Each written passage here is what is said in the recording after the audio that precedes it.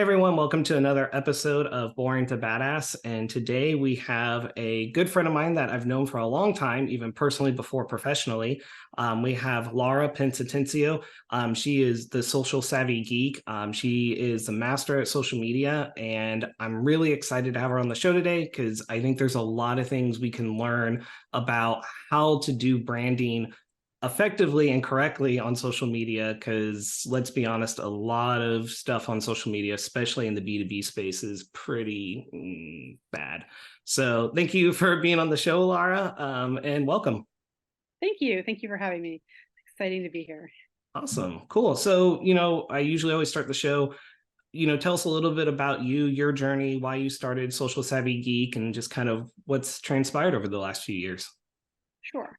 So originally, I started my company kind of by accident. I think that happens to a lot of people, but I was a financial advisor was my last official job before I became self-employed.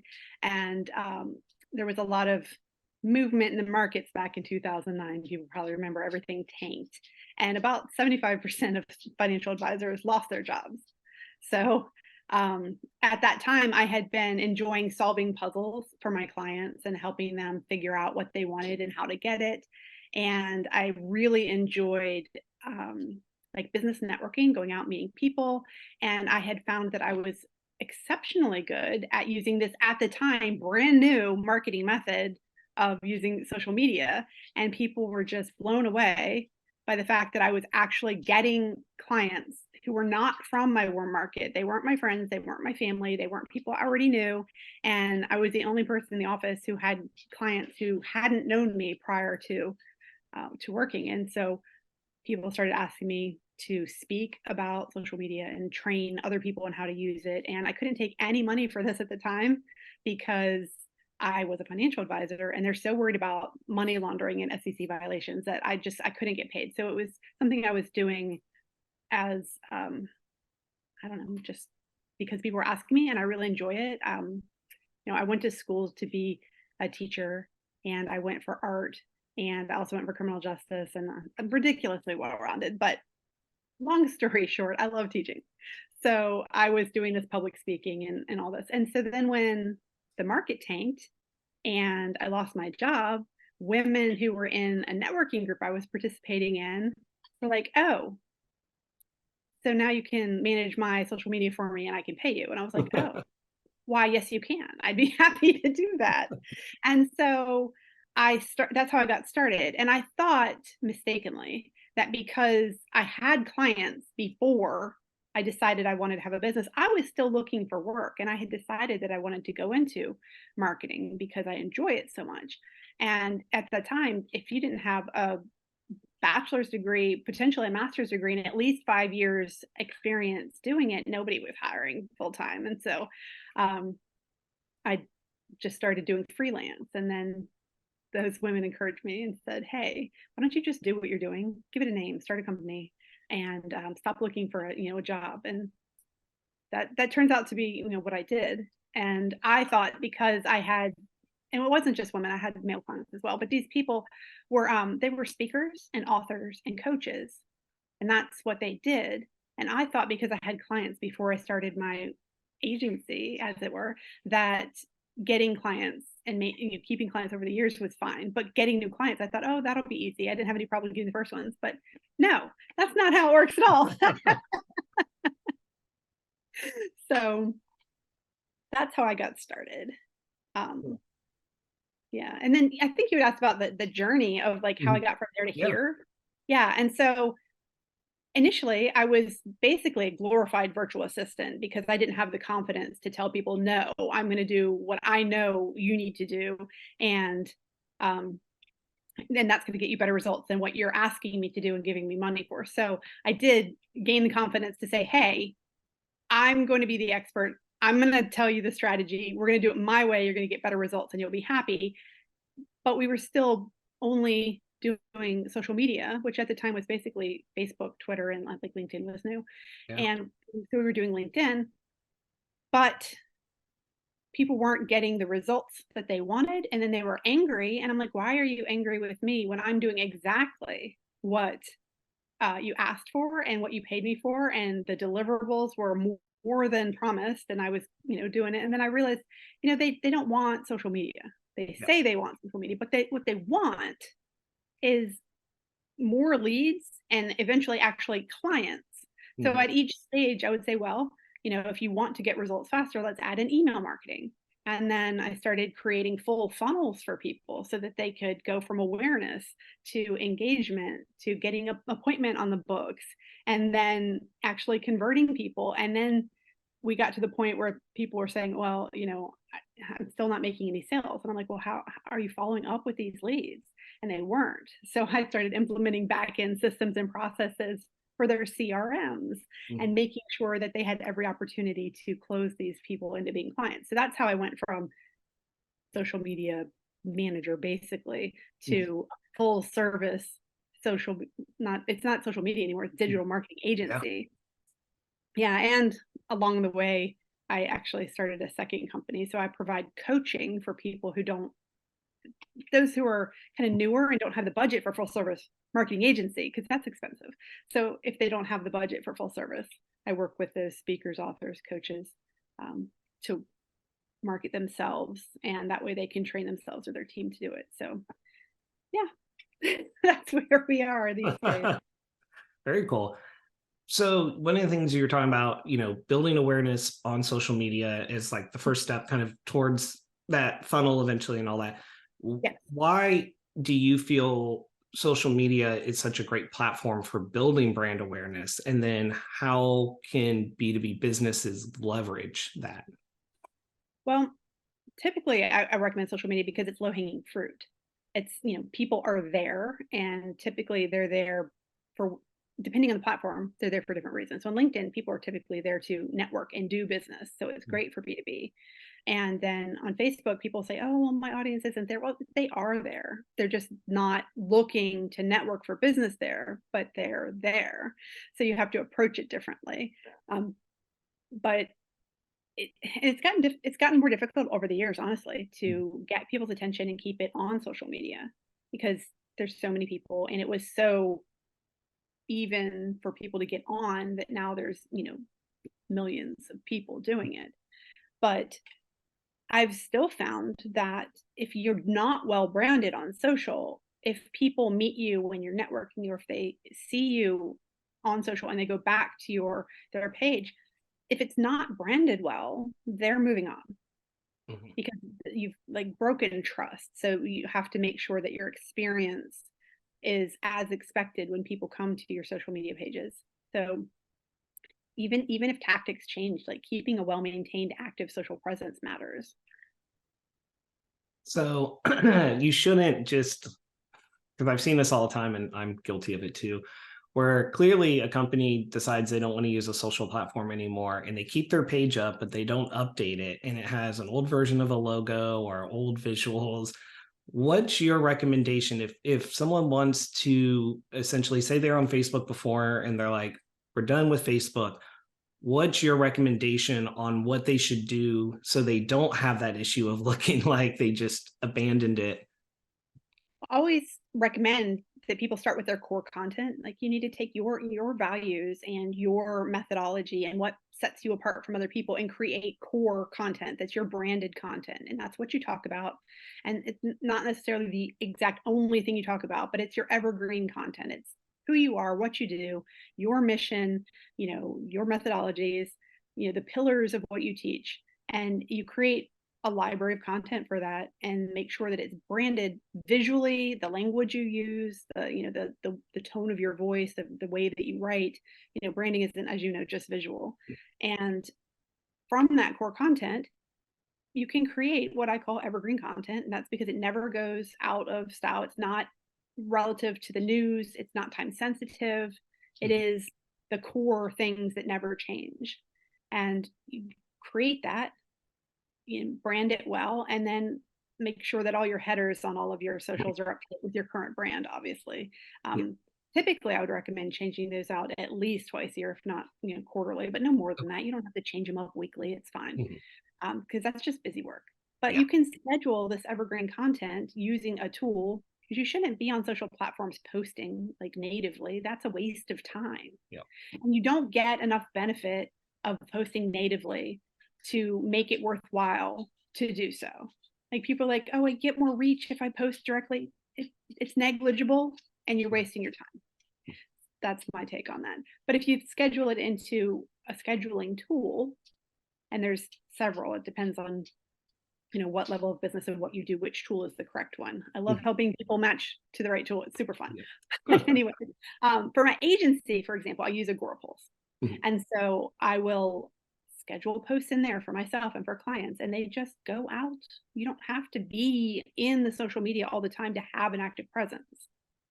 So even if you're doing it yourself, once a month, block off a half a day to schedule things for the entire month and then be done with it. It's fine. The only thing then is you do need to check in and be active on the platforms, perhaps 5 minutes a day, just to make sure that you answer any comments, you reply to comments, make sure that you look at your messages and respond to them in a timely fashion. Because if people message you and you don't message them back, that again, you're breaking trust. It doesn't have to be immediate, but it needs to be within, a few hours. Yeah. What are some tips to keep consistency across social platforms? Because I know, or at least conventional wisdom, and you can tell me if this is also wrong too, because a lot of times what's conventional is not actually what's the reality. It's usually like behind the times. But for a while there is that the conventional wisdom was, oh, you need to tailor your content for every specific platform based on the platform. How much of that is true? And then how much, even if you are tailoring a little bit, like how do you keep consistency across the brand for each of those channels? I will start with saying done is better than perfect. So you have to come up with a content plan that works for yourself and your business, because it's great to say, oh, I'm going to have tailored content for every place and somebody's going to manage that for me and it's going to be great. And in an ideal world, sure, you tailor the content for each platform. But realistically, if you don't have the time to do that, don't set yourself up for that's setting yourself up for failure, because you're not going to do it. So don't make a plan that you can't implement. What I would say at that point is you should create the core content and then, yes, change the text so that it sounds right on each platform, but it's not that much tweaking. It's just a matter of being a little more conversational on Facebook and a little bit more professional on LinkedIn. It's not major stuff. And of course, now I'm using AI to help with the content creation process, which we'll talk more about, I know, but you can get a month's worth of content created and in an hour. In an hour, there's no excuses anymore for not having the content or putting it out there. And full disclosure, sometimes I fall off the wagon myself if I dedicate all of my time or my staff's time to help serving clients or doing something else, and I don't put my own stuff out there. And then I look at it and go, oh my gosh, I'm not walking the walk, not doing what I tell other people to do. Yeah. That's bad. So what happens when you do that is you realize it and go, oh, we're not doing it, and then start doing it again. Social media is very forgiving in that if you go dark for a while, most people don't notice. They're too busy with their own businesses and their own lives. They're not stalking your page unless maybe they're a competitor, in which case you're not giving them anything to take. So it's fine. Yeah. But just do what you can do. So ideally, you would have the best image size and have it, for each platform has its own best display image. But again, realistically, if you're in a small business, then perhaps you just do one square, one, horizontal rectangle, and one vertical. And that's it for each post. Now, what you can do is after you put this stuff out, you can go back and look at your insights and see which posts performed well. And maybe you go back and tweak those more and do a really, deep dive on that content and really punch it up and then repeat that content because you know that it's worth the time and effort for that piece. Yep. But every piece does not need to be perfect to go out. It's better to be active than to dwell on a post and not publish it. Mhm. Um, yeah. So there's that. So cool. Because one of the things too that I've noticed is, at least in my own limited perspective, a lot of B2B brands have really, I would say, like boring and generic content on social media. They're like, oh, let's just post a testimonial we just got, or let's talk about a service we're offering. How can, and I'm sure the marketers who are actually in those B2B businesses are probably pulling their hair out and they want to do something more entertaining and more unique. For people who are in that position, what would you recommend as a way to kind of like start to shift away from that kind of content to try to get to Mhm. more interesting and actually engaging content? For sure. Well, so that core content should be really teaching people or Mhm. inspiring them or sharing stories with them. Like, you can't just do one type of content. You have to have multiple types of content, and different people engage with different types of content, like, and different formats. So the first thing I would do is figure out your audience, the people behind the business. B2B businesses market to other businesses, and that's a mistake. There's no such thing as a business purchasing from you. There's a person Mhm. at that business who is making the decision, and that person is the person you need to be marketing to. And sometimes it's two people, sometimes it's the person who's going to see it. Stop, dogs being annoying. But sometimes it's the person who's going to see and engage, and a decision maker. Mhm. And then you would need to have content that's going to appeal to the, the entry level person who's going to say, ooh, ooh, ooh, I found the thing that we need. And then you need the more in-depth content Mhm. that's going to educate and rationalize that decision and justify that decision for the decision maker. So that's part of having a content plan, so that you hit all the things. And then keeping in mind that only about 3% of people who see your stuff are going to be ready to buy right now, and the rest Mhm. of them need to keep you in mind for when they become that 3%. So just sharing like real things is useful. Going back to how you make it not boring. Um, don't be afraid of people not liking you. Mhm. Everybody's not going to like you. It's better to decide who you are and who you're going to work with and go hard for that demographic than it is to just try to appeal to everyone, because then you literally appeal to no one. Yep. I mean, even the big brands do this. I mean, think about Apple. They're not trying to sell a computer to every single person. They Mhm. they were like, think different, counterculture, be weird, that kind of thing. And then they went in with artists and creators and those people. It's not everyone. You don't typically find people outside of the creative world saying, "Oh yes, our whole office is Apple." No, Yep. it's gonna be some kind of PC. Yep. So know who you are. And I wouldn't say like stay in your lane, because that could be boring, but Mhm. be real to the people who matter and stop worrying about those who don't. There are actually people right now who are hiring PR companies to have people put negative comments on their posts because they want attention. So why would you be worried someone's going to say something negative? People Yeah. pay for that. And any comment is your opportunity to respond in a Mhm. brand appropriate Yep. way. And um, just people judge you by how you respond to things, not what Mhm. other people say, for the most part. As long as you have solid client testimonials that fulfill your brand promise, then I wouldn't let fear stop you from trying some more engaging Mhm. marketing.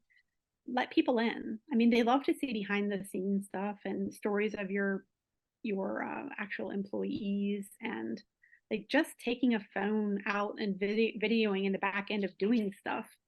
Not so much in an office, but if you're in a business where you have any kind of like machinery or product or thing that you're doing, people want to see that. It's Oh yeah. fascinating because we don't know. And we think, all humans, we think that the thing that we're good at and the thing that we know is boring and simple and everybody knows it. Yep. It's easy because we do it.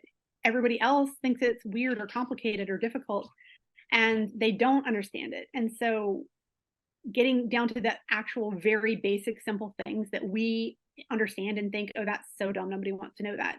That's exactly the kind of stuff that if you share, people go, oh my gosh, Yeah. you said something that I didn't know, like crazy. I mean, there are people who think that when you're washing russet potatoes, that you're painting them red. Like the level of understanding of things in general is so low that you can put content out about the most basic things and get a better response than trying to go high level or be all like, Mm. oh, we're super corporate. Nobody wants super corporate. That's junk. Don't do that. Yeah. It's better to be real and approachable. But then you got that evergreen content, right? And Mhm. you've made it so that it looks nice on all the platforms. Fantastic. Reuse it. Don't make something and then use it one time. Put that post on repeat because nobody saw it the first time. The algorithm isn't going to give it to them the first time. And people need to see the same thing 12 times before it sinks in. And every time you see it, you get a different experience from it. I mean, how many times have we reread the same book? Oh How yeah. many times? How many times have you read a Bible verse and thought, holy cow, that hits me a whole different way? I Yep. mean, you read the same thing 1,000 times, and every time you get something different from it. It's the same with your content. Just put it out there and keep going. Um, I mean, it sounds like an oversimplification, but it is simple. It's not easy, but it is Yeah. simple. Yeah. So break it down to your core content, make it simple, and repeat it. And just when you think that, oh my gosh, we've said this so many times, we're going to be annoying people, they might be starting to catch on. Yeah, I'm guilty of not repurposing my own content. I need to get better at that. So, Mhm.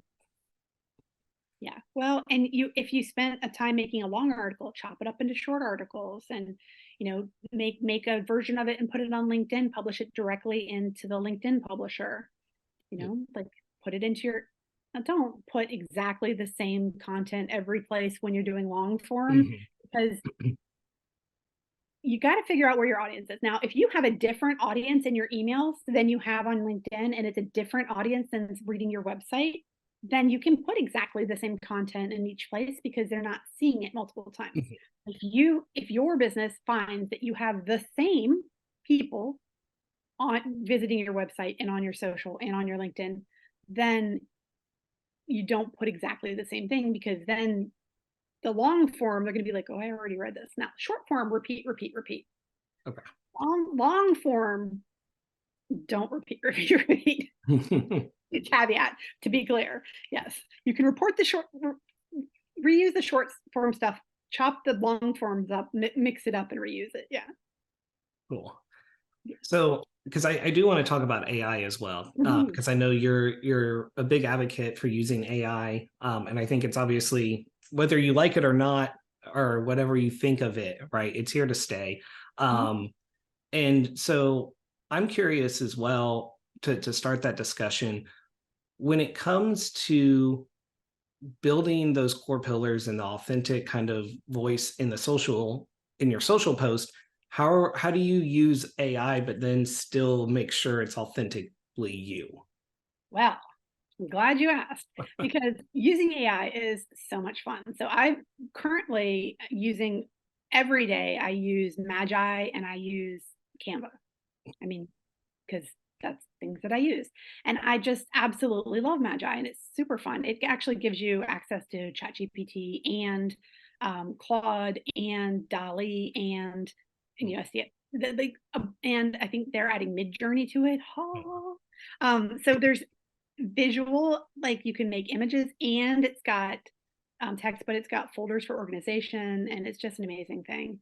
But the reason that I say you should use AI in your marketing is wherever you are, you can use it as part of the process. Mhm. So if you don't know what you should be posting, like if you haven't identified your core, if you're still working on your stuff, you can use the AI as a sounding board to figure things out and then to do research, to organize your thoughts, to create content. I mean, from beginning to end, you can use it as it's an assistant. It does not Mhm. replace a person, but it makes things go so much faster. The key is, people hear that and then they're like, oh, okay, well, if we can just use AI, well, then we don't need you anymore. Why would I hire a marketing agency? And I'm like, well, good point.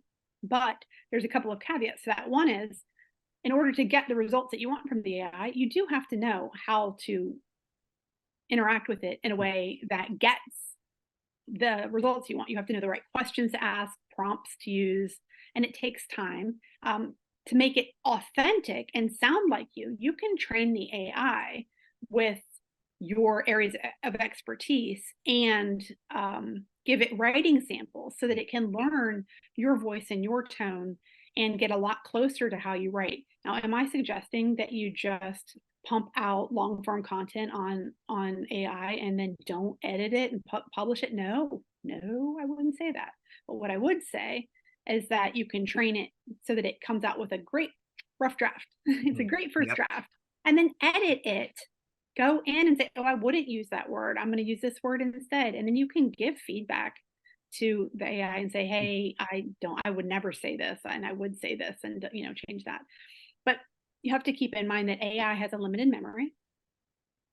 So every time you start a new chat, you have to train it again. Oh, okay. Didn't know that. And much like think about a thumb drive. So you got this little thumb drive and you go to put like files on it, and at some point it gets full. And once it's full, it's like, oh, it's full. Sorry, no more room. And then you get a new thumb drive. Well, with AI, if it's your thumb drive, it doesn't tell you, oh, hey, sorry, you're full. It starts deleting the first things you put on and just adds the new stuff to the end. So at the beginning, with you training the AI, now your results start getting really weird. And you're like, I already told you what we're doing. What are you even talking about? You've gone off the rails. Well, that's because it forgot.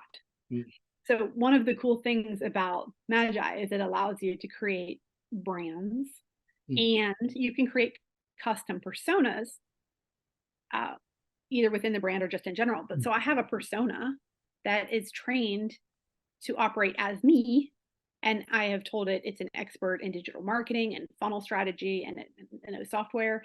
And then I gave it, my website and mm. said, here's who I am, here who we are and what we do. And then it spits back and says really nice things like, talk to the AI. It will be such an ego boost for you because it's all, oh, this is so great. Your writing style is this, your speaking style is this. And it broke down how I communicate. Oh, Well, then wow. I turned around and took that and made it into instructions for how Mhm. it should communicate. Hello. That's really cool. Yeah, so you take what you've done and who you are and what you have, and you feed Mm, it in there and get its feedback. And then if it comes and says that something that you're like, I don't like that, well, then you can fix it because you can tell it, okay, I don't want to be boring. I want to be more fun. What recommendations do you have? And it'll give mm, you recommendations, mm. and then you can accept or reject them or change them. And it's just it's a conversation. But as far as the evergreen content goes, there's a really easy formula for getting that pillar content and turning it into 30 days of one-liners to go on graphics and then Mm. longer posts for the social media. Like I teach a workshop where I teach that. And I'm like, people leave the workshop with the stuff already done, ready to go. And then there you go. But once you know what you're doing, like I can create 30 days of evergreen content and like the posts and the graphics and have it scheduled to go out ready to go in always under an hour, even if I had to do edits, less than an hour for a full month of this evergreen stuff. um, so and think about like Instagram. If you've got a graphic with a one liner on it to stop the scroll, the Mhm. the job of the graphic is literally to get people to stop and read the text. That's it. So you put something on there, and then and I wouldn't do like just inspirational quotes. People do that. That's low value. Mhm. But you can put a few interspersed because it will get more traffic. But if it's not the right traffic, it's useless. That's something people are like, I want to go viral. And I'm like, no, you don't. Please do not. because then you will have all kinds of people who have nothing to do with your business mucking up your feed, and you'll get all this huge numbers of people, and then your data is messed up, and you'll have to chuck that account and start a new one. Like, seriously, do not go viral unless you have a product that all of the people who are going to see it all over the world are going to be your target market. So I'm like, no, you don't want to go viral. You really, really don't. Anyway, I forgot what I was talking about before the going viral thing. Oh, Instagram. I'm back. Okay. So for example, on Instagram, like, people are like, oh, I'm so worried it's got to look perfect and it's got to be like this and that. And like, so no, it doesn't need to be perfect, but you do want it to be aesthetically pleasing. But if you take that 30 days of evergreen content and you do like the same graphic, you don't change the background. It's exactly the same. You're only changing the words. And then you do one more design in another brand color that complements the first one. So like, I do one that's like blue and another one that's either like light blue or white, so they look nice together. And then you make another 30 days. Yeah. And you can just alternate those on Instagram, and it looks really pretty. And if occasionally something gets messed up and you have two together, oh wow, who cares? Keep going. Keep going. It's not that serious, people. It's not that serious. I mean, done is better than perfect. Like, and if somebody is going to come to your Instagram feed and say, oh, 6 months ago, you have two matching colors next to each other. And do you want that person as a client? Because I don't. I'm just saying. Unless that person is going to be like, I'll give you $1 billion. I'm like, no. Yep. No. It does make me think though too, when you're talking about like going viral and just people engaging with content. So probably one of the last questions I have is, how as a business, because you can get all the analytics and you can see how well like post reach was and your comments and engagement, but not everyone who comments or engages with your content, like there's lots of people who are seeing it who don't decide to engage, but they may still know you and talk to you later. So how as a business do you kind of measure that? What's your recommendation to kind of measure that kind of, like, what is it, like dark web, not dark web, but like not dark web.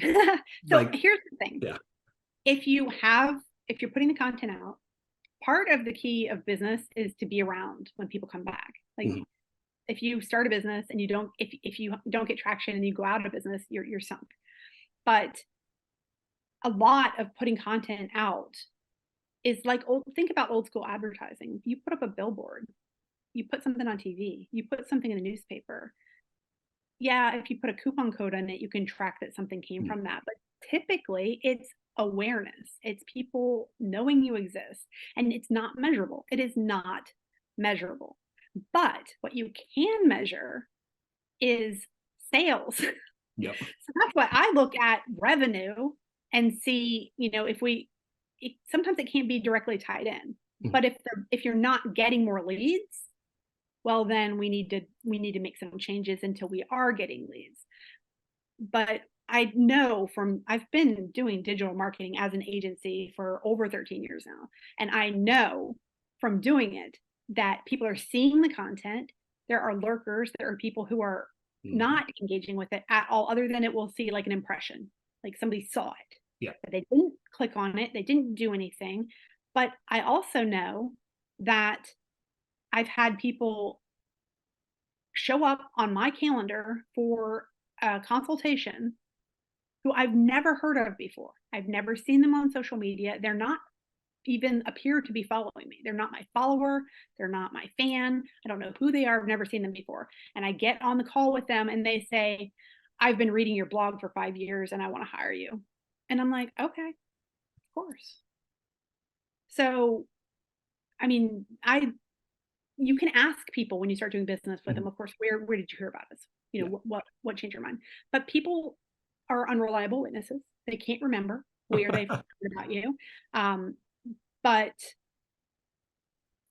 it works. It just works. And that's one of those things where people are like, there's no engagement. People aren't commenting. People aren't doing them. I don't care. I do not care. Do not comment on my stuff. I don't care if you comment on it. What I want you to do is to have wins in your business and then say, ooh, I got a win because of something you did. And now I want to talk to you. And they come to the workshop, or they do this or they do that.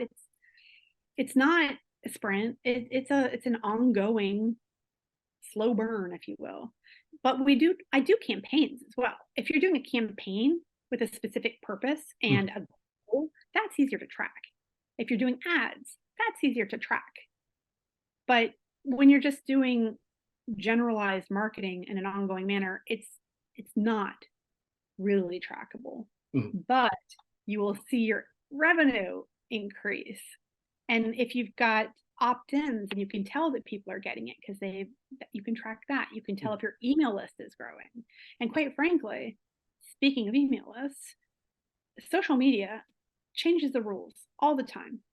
And getting people to see your stuff there can be a nightmare. And people are getting sick of it. Regular people, marketers, I mean, there's a lot.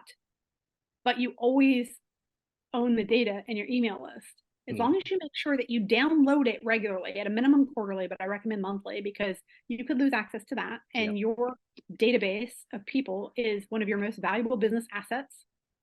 So don't just think, oh, I've got, like, oh, I don't know, let's say Twitter. I've got, it's X now, but I've got like 100,000 people following me on my primary account. Used to be a lot more, but things change. And yeah, it's not me, it's the platform. I'm not offended. People unfollow, great. Bye. Anyway, I don't own that client list. I don't have that data. I don't know who those people are. I mean, yeah, I can go look at them, but there's 100,000 of them. I can't go like individually look and see who those people are. But if I share something and they opt in and now they're my email list, now I can have direct communication with them and better deliverability. It's still not 100% there. That's why the goal is always to get them to move closer and closer to you over time, and always try and engage them on a more personal level as soon as you can, but only when they're ready. Because why would you want to talk to people who are going to buy in 5 years?